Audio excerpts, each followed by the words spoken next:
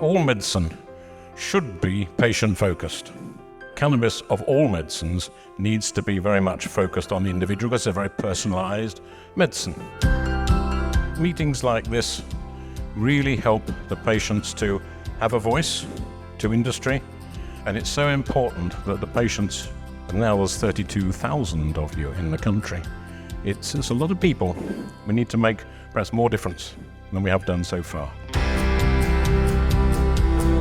Cannabis helps. It helps people in a lot of different ways, and it helps people with a lot of different conditions. I started investigating myself into the medical benefits of cannabis, and what I have understood about this plant has continued to amaze me day after day, week after week for 13 years. The amount of help that it gives people for everything from neurological conditions to pain management, where other medicines fail and don't fit their needs and then come with a whole host of side effects. So it's really good that this marks the 5-year anniversary of the law changing, which allows people to access medical cannabis products. We have a lot of people that suffer from really chronic pain, but on top of that, we have a lot of people that have allergies to medication or medications that don't work as well, or they work too well. In opening up the conversation about medicinal cannabis, people have come forward and said, actually, I've now finished my degree, I've now gone to work, I've now been able to do my physio exercises without being in dire pain and improved my health. In Australia, we saw numerous cases of children with refractive epilepsy. We also saw a lot of people with chronic fatigue, people with celiac. I've seen people be able to go back to work who couldn't work before that because they were so debilitated by their condition. But through using multiple scripts for different products legally, we're able to take a stronger medication at night to sleep and then a more balanced medication during the day that allowed them to function without pain and regain their self-esteem and their productivity, be able to earn again, feel like they were participating in life. People couldn't get access to a drug that they needed, and we wanted to know what those experiences were like for other people. So we put together a plan, went to the ethics board and started to talk to people, and the response that we had, we were overwhelmed by how many people decided to speak to us.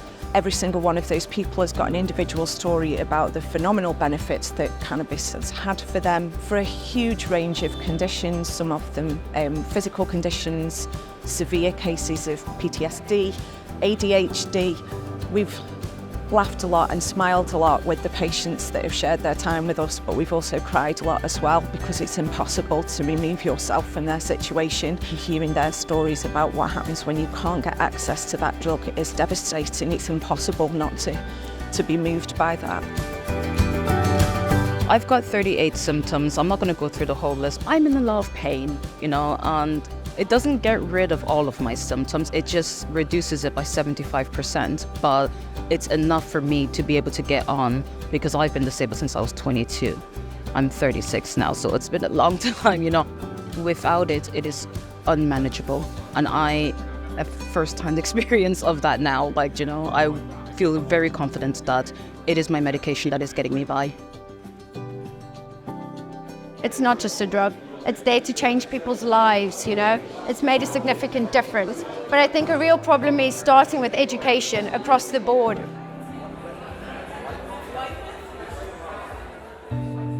I can't really think of another medication whereby I can treat so many different things at once. My patients often have other comorbidities like chronic pain, fibromyalgia, ASD.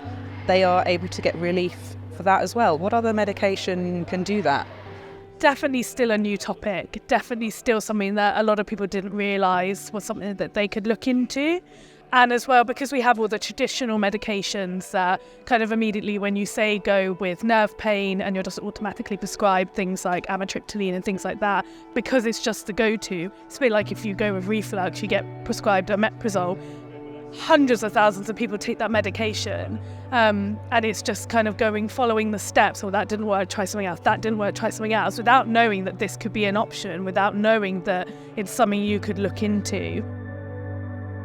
There is essentially a two-tier system, those that can afford and those that can't. It should be available to everybody, whatever your means. a huge percentage of our community are on benefits because they're unable to work. Private prescriptions are expensive and accessibility to those is difficult. So we do have a lot of illicit users that would much prefer to be going down a prescription route, but currently are unable to do so. In order to get there, we need to work very deeply and closely with the NHS. And I don't think we're going to get there until I can open the BNF, so the British National Formulary, and I can turn to the section on cannabinoids, and it's clearly laid out. This is the indication, this is the dose, this is how you do it, this is how you increase, this is what to look out for. And until there is something of similar lines like that, I think it's going to be really hard to kind of get it more widely adopted in the medical professional. I think in order to increase patient access, it's really important to have public education first, and also of police, of social services, landlords, and addressing the concerns of each individual group is so needed. A one-size-fits-all approach is not gonna make people want to get a prescription, especially not when different services are uneducated.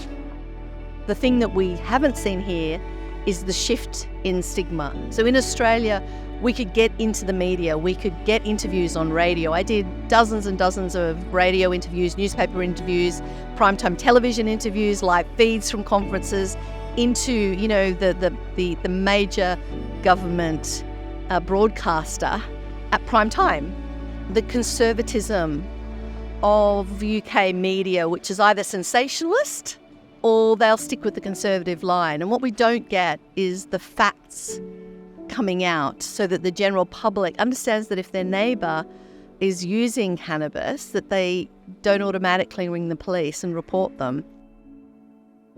Even if they see that there's a medical cannabis patient and they've got a prescription and they've been to see a doctor, it still looks like what they know as drugs. You know, you see people's family members, friends who might have been quite sceptical, and then they see the transformation in their loved ones, and it helps them to shift.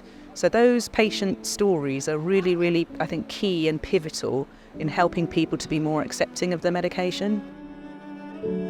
The NHS is kind of ingrained in everything that we do, and if you had that accessibility and awareness and opened up that conversation and the doctors felt comfortable doing it as well, and if that information was readily available, if the conversation was open, I think it would make it a lot easier for people to be able to go to their primary care physician and say, hey, is this an option? Can we talk about it? Can we have a conversation? Can I advocate for myself so I can improve my life and improve my management? I feel like it's been legalised, but there's not the acknowledgement of that legalisation, and there's not the awareness of the legalisation. And still now, you know, if you go and speak to someone on the street corner and say, do you think that cannabis is legal on a prescription, the majority would say no. So it's almost like it happened, but the information hasn't been, you know, shouted from the rooftops, which it should be, but also approached and engaged by those that can prescribe it. We believe that medical cannabis can offer lots of solutions that what is viewed as traditional medicines may not be able to. But we consider medical cannabis to be the traditional medicine. And we would suggest that pills and capsules is an invention of this century, and that before that, many thousands of years, we had cultures practicing with medicine where there were no pills. We're 5 years on at this point, and we should be shouting from the rooftops about it, whereas it's sort of downtrodden. There's still that stigma there. We still see people coming off the streets with that stigma. It's slow progress, but we're getting there definitely.